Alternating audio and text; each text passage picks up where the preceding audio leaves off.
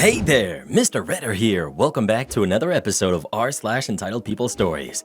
Our first story we'll be reading today. Karen boss refuses my request for time off, so I quit. After that, husband left me locked out for 45 minutes while he played Elden Ring. And after that, airline I worked for lost thousands of dollars because they refused to pay me $10. Now for every thumbs up this video gets, one Karen doesn't get to play Elden Ring. You can't do this to me, Reddit boy. So please smash that like button and subscribe and turn on notifications for new stories from Reddit every single day. Karen boss refuses my request for time off, so I quit. A few years ago, my husband was laid off at the start of summer. I had a part-time gig as a teacher, but it didn't come with benefits. I had to take a job, any job, to provide health insurance, America, while hubby looked for a new job. I got a job as a teller at a bank.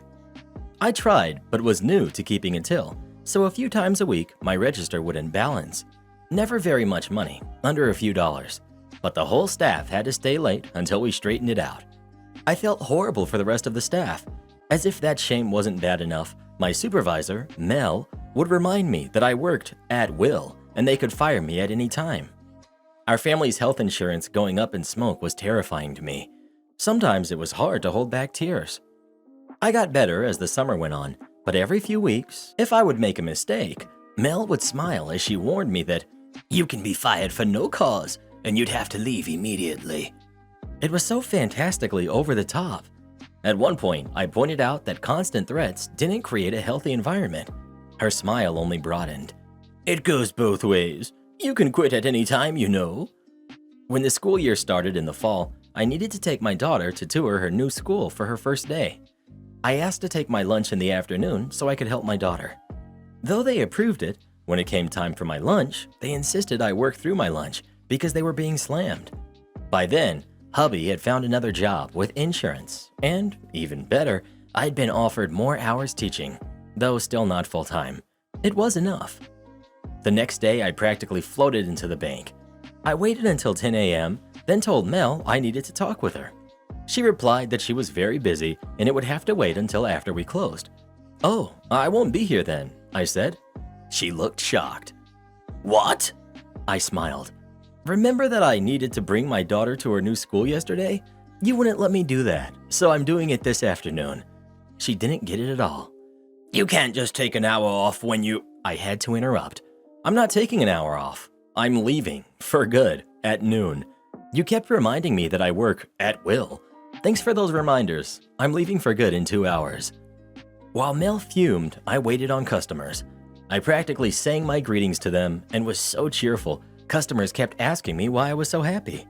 I was delighted to tell them, because I'm leaving forever at noon. After a half hour of that, Mel thought I should just go right away, and I did. I skipped right out that door, then gave Mel a very elaborate curtsy at the door. Husband left me locked out for 45 minutes while he played Elden Ring. My husband and I currently live in an apartment that requires a key fob to get into the building, then a regular key for the apartment. Over the weekend, my fob stopped working, and for some reason, the office is dragging their feet replacing it. Office is closed weekends, so I called Monday to ask for a replacement. My husband's fob is fine, so we're using that in the meantime. I get off work 2 hours after he does, so he keeps the fob, and we agreed that he'll make sure he's at the apartment when I get home so he can let me into the building. I call him when I'm leaving work to give him a heads up that I'll be at the apartment in 15 minutes. I leave work at the same time every day and have for the last 4 years, 5 p.m. Today I left work, called my husband, no answer. I send him a text message, hey, I'm on my way home. I call him 2 more times on my drive home, no answer. I arrive at the apartment and his truck is in the lot, so I know he's home. I stand in the entrance lobby and call him over and over, no answer. But I ended up locked out for 45 minutes before another tenant was leaving and let me into the building. I get up to the apartment and my husband is playing Elden Ring on our PlayStation with his headphones on. Apparently he bought it today. I walk over, tap him on his shoulder, visibly upset. He gets that, oh no, I messed up, look on his face and rips his headphones off. I calmly ask him, what on earth, dude? He tells me he lost track of time, totally forgot, etc. His phone was on silent and across the room from him, thus why he didn't answer the calls.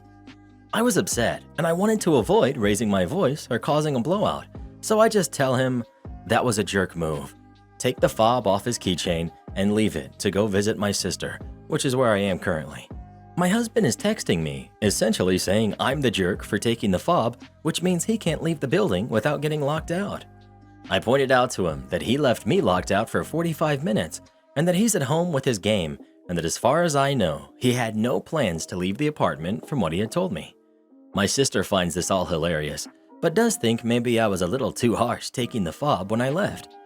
Personally, I feel I was not the jerk, as I have no issue with him gaming. I game myself. I have issue that he left me locked out and standing in the lobby for 45 minutes because he wasn't paying attention. Am I the jerk? Info: I didn't take the fob to punish him. I took the fob as he was still gaming when I left for my sister's, so I took it in the event he became distracted and left me locked out again, or in case I stayed late hanging out with my sister and he fell asleep. Info 2: was advised to add this. My sister is 5 minutes down the road from where we live. I took off the fob in front of him, told him when I'd be home, and texted him when I got to my sister's.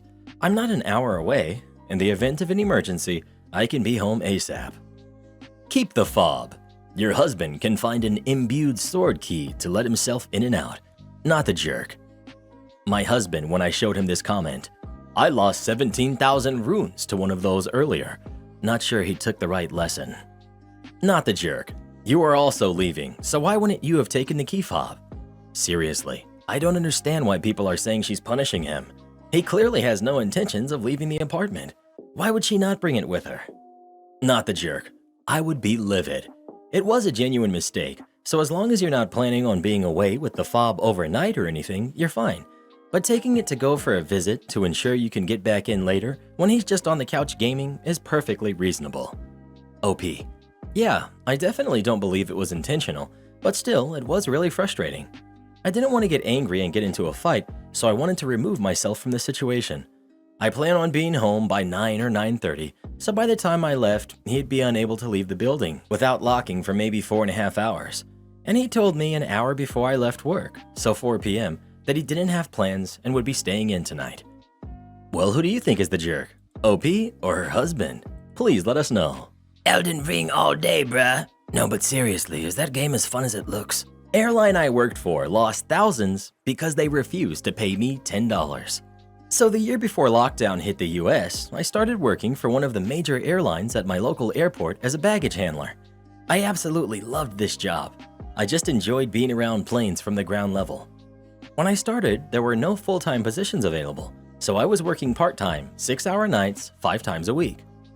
The way it usually works is, each gate has a lead, the person with extra training to do the load planning and scanning and towing the planes to the runways, as well as guiding them in, and a few baggage handlers. Now, I had only been there a few months, but I was working my tail off and showing that I was a team player. I decided I was going to try and become a lead, even though they usually want you to work a year or so as a handler first. I was confident and ended up passing the training courses with ease. The problem was, they had no availability for more leads, so I was put into what was basically an on-call lead kind of thing, where they could upgrade me for the day if they needed more leads. Now, whenever they upgrade you to lead, even if it's only for a single flight, they have to pay you the extra $1.75 per hour leads get for your whole shift. Remember, I worked 6-hour days, so it's $10.50 is the cost to make me a lead for my shift. Now, for a few months, everything was great. I was a part-time baggage handler, but I was working as a lead for my whole shift, every shift, and I was loving every second of it. Something about towing huge planes full of people to the runway was just awesome to me. Enter lockdown. Within months, the airline industry is tanking pretty hard as nobody wants to travel and get stuck somewhere. Supervisors are being told to cut costs everywhere they can, which makes sense given the circumstances. Cue up the night of my malicious compliance. It's maybe 11 p.m. and I'm on until 1 a.m. Supervisors have sent a large chunk of workers home, and those of us left behind are being sent all over the airport to cover the flights we do still have coming. I get a call from the office that assigns your flights, and I'm told to go grab a box and a walkie, the stuff needed to plug into the planes to talk to the flight deck. They tell me head to the gate the flight's landing in, 5, and to just put in my request for lead. When asked to be a lead, you put it on your company app, and a supervisor approves your pay raise for the day. I get to my gate check, and the load coming off the plane brief the handlers on what's coming down, and we all get to our spots to bring the plane in. I see the plane coming down the lane to my gate, and at the same time, my zone supervisor drives up to my gate and asks me to come over. He then tells me something along the lines of, "Hey man, we can't upgrade you to lead right now. We just can't swing that extra expense right now." I respond with, "Okay, so who's going to bring this plane if nobody else on the gate is lead trained? And supervisors are not allowed to do any of our work because of the union rules." He then tells me he is going to go find another lead to bring it in and to just assist him when he arrives. So I'm like, sure, whatever. Now it's important to note that planes have very tight metrics for how long it can take to bring a flight in, unload, and reload for the next flight.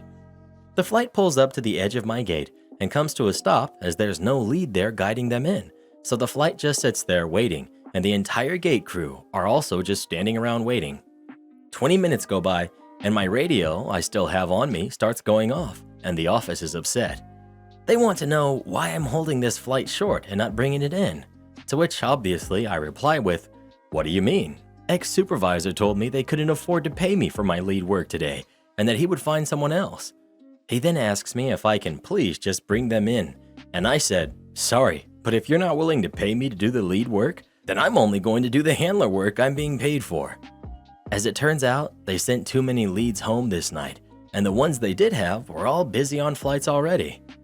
After about 45 minutes, a lead from 2 terminals over finally strolls up, and we're able to unload the plane as usual. But that 45 minutes that the plane sat idle at the gate cost thousands in extra fuel, plus overtime for flight attendants forced into mandatory overtime from the situation. Not to mention all the passengers who were upset from the extra wait, who were all comped some credits with the airline for the trouble. I also came to find out that supervisors' bonuses were based on flight turn time, and this 45-minute hold probably cost him his bonus and a write-up. So basically, the supervisor didn't want to pay me $10.50 for me to be a lead for the day, and instead cost the airline thousands on a heavily delayed plane at the gate and probably his yearly bonus that all could have been avoided by just paying me the extra $1.75 per hour for my 6-hour shift. Am I the jerk for favoring my scapegoat brother over his golden child twin sister? I, 20 male, have 2 younger siblings, Joe and Jill. They're twins, both 18 and graduating high school this year. Jill is my parents' favorite because they've always wanted a daughter, while Joe is their scapegoat because I guess he's the bonus baby they never actually asked for. I'm mostly better off than Joe, as I'm the oldest grandson from both sides of my family, almost all of whom are just as blatant as my parents are about their favoritism. I felt really bad for Joe, so I did what I could to make him feel less alone. Like when Jill got to go shopping with mommy and daddy, I took Joe skating with my friends. When our parents were too busy watching Jill's pageant, I dragged my best bud to sit through Joe's elementary school musical. Small things like that. It all started as pity moves, but soon my friends pretty much liked Joe better than me, while Jill's princess syndrome got to her head. So now I spend more time with Joe because I simply like him better than Jill. Never said it out loud, but I don't make it a secret either that I prefer not to spend time with entitled brats. Anyway, like I said, they're graduating soon. They both already had their choice of college, accommodations, etc. Jill's going to a university in San Francisco, fully funded by our parents, unsurprisingly. Joe's going to the same university as mine in Seattle, but different campus just 20 minutes away. He's got a full ride, which apparently makes him ineligible to get any financial help from his own parents. This is also hardly surprising, so I made some calls to ask around, see if anyone is hiring next fall. I did this while on FaceTime with Joe. I was reassuring him that we'll find him a job that doesn't suck and pays enough, that he's better off without dad's money anyway, because we both know it comes with strings attached, that this way, mom and dad wouldn't be able to stick their noses into his purchases. I got him to feel better about the whole thing and logged off. I guess Jill overheard, because the next day she sent me texts after texts demanding I help her find a job as well, because she doesn't want dad nagging her. When I told her, politely by the way, that I don't know anyone in San Francisco and that she'd get more help from mom and dad, she blew up, saying all these things about me favoring Joe over her, which, yeah, it's true. I love both of my siblings, but I don't particularly like Jill.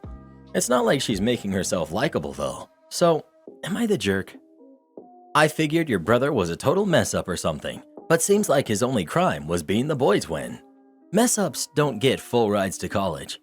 Here's the thing, of course you're not the jerk, but you went above and beyond, because without someone like you in his life, Joe would have likely slipped into total mess up territory. So what you have done for him is beyond any measure of the acronyms we have on this page. As for Jill, give her a chance to grow up without your parents' constant dotage.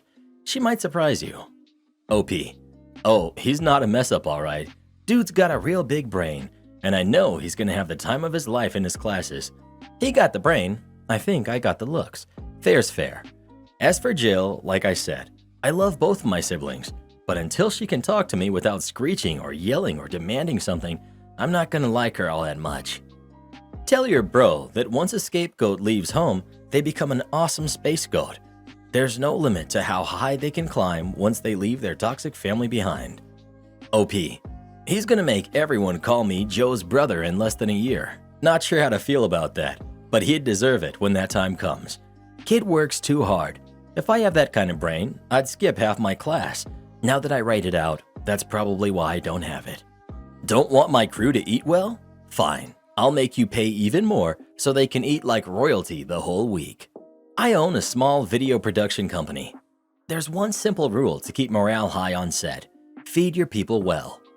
We had a fairly big project coming up. Instead of the usual 3 to 4 crew members, it was going to take 17 crew members. We submitted an itemized budget to our client for them to review. We usually allot $15 for breakfast, $20 for lunch, and $30 for dinner. I know that may seem high, but sometimes these shooting days can consistently run for 10 to 12 hours plus. It's incredibly important to keep people well fed to keep a crew morale high throughout the shoot. Meals are short but planned events in the schedule, not unpaid breaks. And if all you have to look forward to is crappy sandwiches during a long and demanding shift, the collective efficiency begins to fall by day 2. I've worked on many sets like that, including one with no meals, and it sucks. I never want to do that to any of my crew members. Good food is the least you can do. So we send the budget to the client, and chaos breaks loose on a couple of levels. They decide they want something a little more for the set, but they also don't want to have to hire more crews or shoot for more days, as that would balloon the cost. It was still within the scope of what we could do, and it was an exciting project. The problem was that they wanted to help offset the potential cost of the extra art direction by reducing the rate for the crew and the meal costs. I've already offered the crew these positions for the day rates they requested, and I'm not budging on that. I don't want cheap, I want good. And if you want cheap but not good, then they can go somewhere else. Over an 8-day shoot, the total for $65 per person per day was almost $9,000 total. They wanted to reduce it to $4,000. Get out of here. You're talking bare minimum for that many people. I called the client and explained that it was very important to not take away from that part of the budget, but they won't budge. I don't even spend that much for food on vacation. Okay, well, this isn't a vacation, and you're not the one working a physically and mentally demanding 12-hour shift every day for over a week in a different city. Then I have a devious idea. The film industry has lots of jargon that doesn't always make sense at face value. Things like stinger mean an extension cord, and C47 is a clothespin, and a Texas apple box means a specially made wooden box laid down on its largest side. So I comply maliciously by saying, okay, as I've said, it's very important to keep the meal budget as it is, but I think I can get it down to $6,000 or so. They eventually agree to it. Thank you. Then, on a completely unrelated note, of course, I talk about the art direction. Now, unfortunately, it may still cost a little more than before, because with the new style, the art department is going to need the craft services budget increased from $3,000 to $6,500. I know it's not cheap, but they'll be able to make exactly what you're looking for. That kind of style is in very high demand, so those materials are pretty expensive to get. Also, the shipping for the extra craft services supplies are going to cost a few $100s. Also, the extra construction for craft services will cost a few $100. We chat about options, but they accept it. They're paying more, but they still saved money and got what they want. Here's the thing though, craft services has nothing to do with the art department. That's the snacks and drinks available on set throughout the day and the people who prepare them. The art department did need that budget increased because of the smaller meal budget.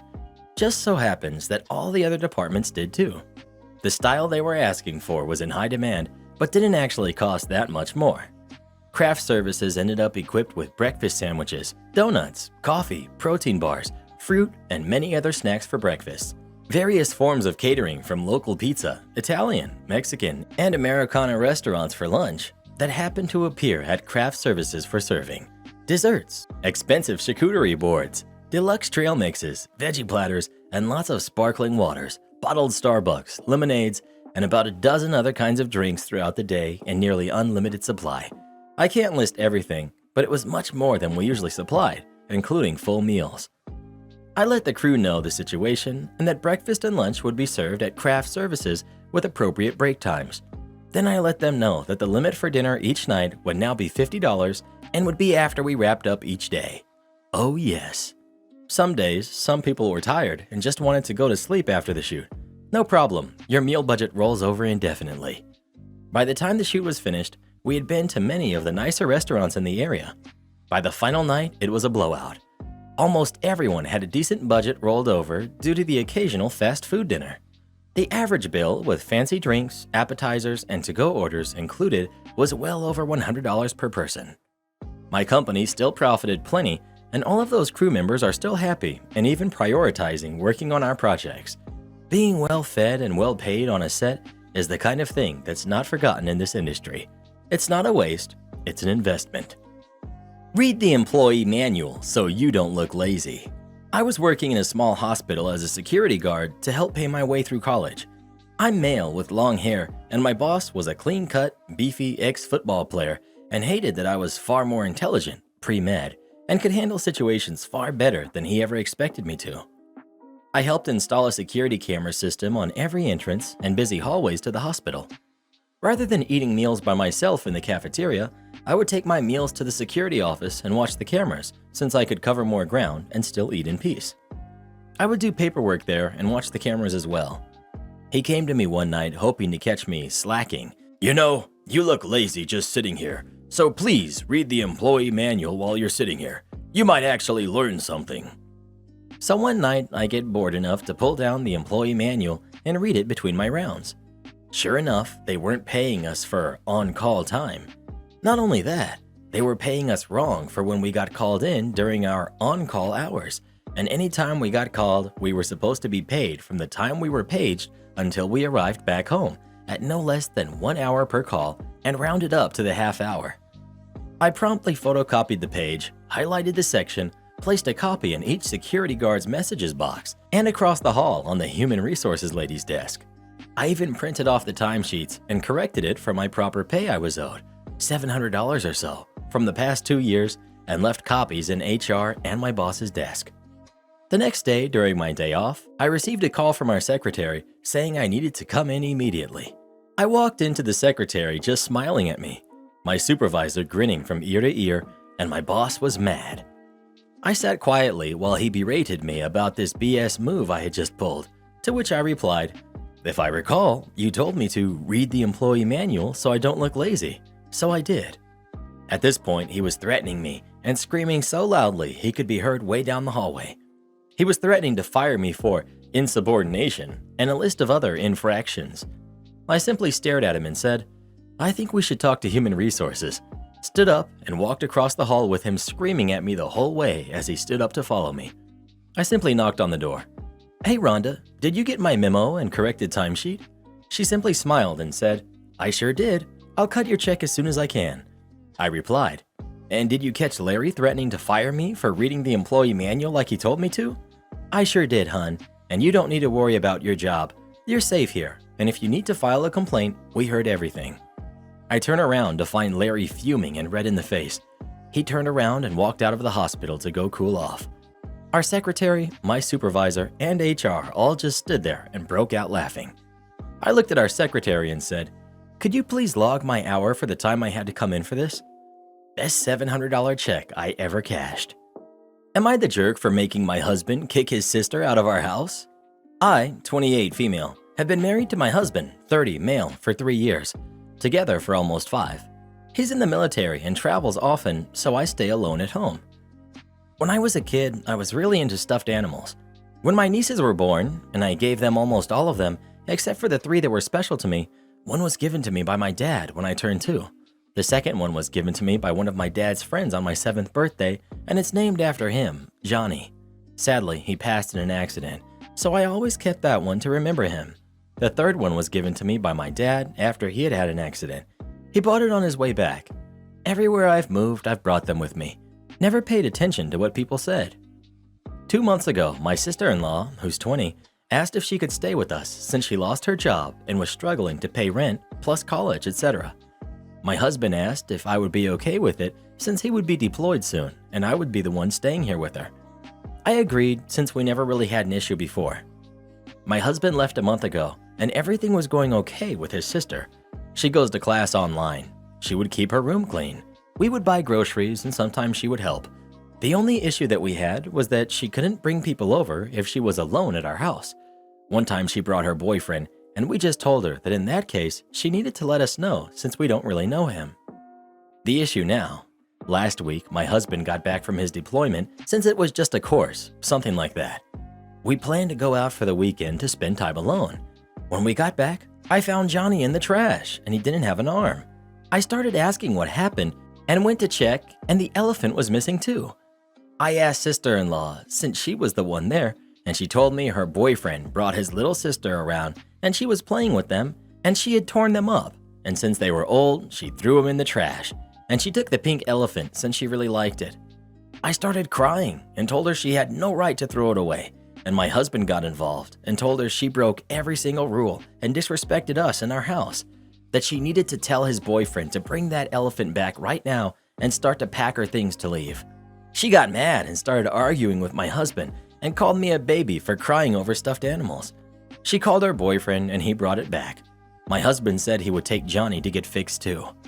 Now his parents are calling us and saying we're a bunch of babies reacting that way over 2 stuffed animals, like if we were kids, that how dare he kick out his own sister like that. He told them he was not arguing with them and to pay for a place for her since we aren't a free hotel. Everyone in his family is mad at us and blaming me and saying I manipulated my husband and put him against his own family.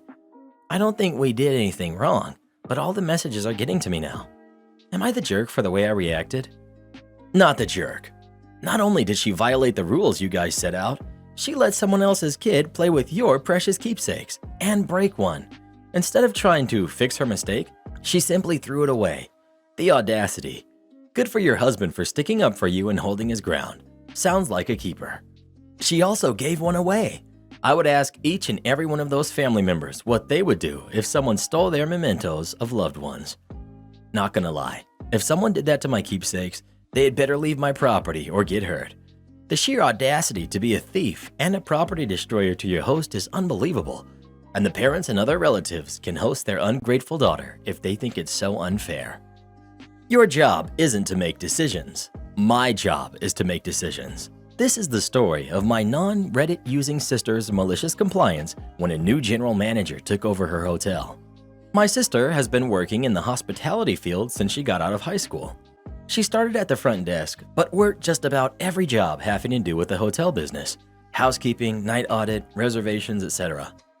At the time of this story, she had been the assistant hotel manager for quite a while and had a fantastic working relationship with her general manager, the competent general manager. She would handle all the day-to-day stuff, guest issues, employee problems, leaving competent general manager to handle all the bigger issues and increase the business. This well-known hotel brand was located outside the major airport and was the layover hotel for a lot of aircrew and weary travelers and was always at or near capacity. Fast forward a couple of years, and her competent GM is prompted up the chain, and a new GM, micromanaging GM, takes over. He decides to lay down the law that he doesn't care how things were done under the competent GM. He was in charge now, and his word was law. All the staff were taken aback as they had a great customer feedback and their occupancy numbers were always spectacular, and someone who was looking to disturb that was concerning. What was worse, micromanaging GM had just moved to the area and had yet to find an apartment and was staying at the hotel, ensuring that he was always lurking about, aggravating the staff in their daily tasks. My sister did everything she could to shield her people from micromanaging GM's antics, all the while handling the day-to-day of the hotel front desk. My sister was used to handling guest complaints and would regularly do whatever it took to keep angry guests happy, be it giving comps, moving rooms, whatever it took to keep people content. Once, after upgrading an irritated guest to a better room, micromanaging GM pulled her aside to chew her out for doing something without permission.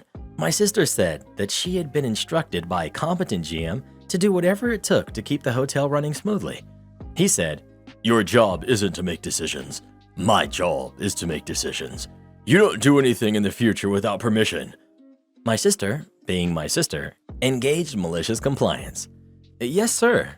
You have a complaint about your room? Let me transfer your call to micromanaging GM. You need more towels? Please hold while I transfer you to micromanaging GM. We overbooked and we need to find you another room. Let me connect you to micromanaging GM." After watching her do this for a few days, the rest of the staff started doing this across all shifts. The man would be woken up at 2 a.m. to connect to an angry guest, so he was getting almost no sleep with fielding so many calls. He lasted about 6 weeks before he resigned. The hotel's previous GM had to be temporarily transferred back to hold things together until a new GM could be found. My sister was told by competent GM that micromanaging GM had a nervous breakdown, and competent GM was trying to figure out how it happened in a hotel that was running like a Swiss watch when she left. When new GM was finally sent to take over, one of the things competent GM said to her was, "Your success or failure here is going to hinge on how well you get along with OP's sister." Edit 1. For those asking why my sister wasn't considered for the position, she was putting herself through college at the time, and to be a GM in that particular hotel chain required a college degree. Support our channel by joining as a member today, and we'll give you a shout out in our next video. Or come watch this video next. You won't believe what Karen does in that one.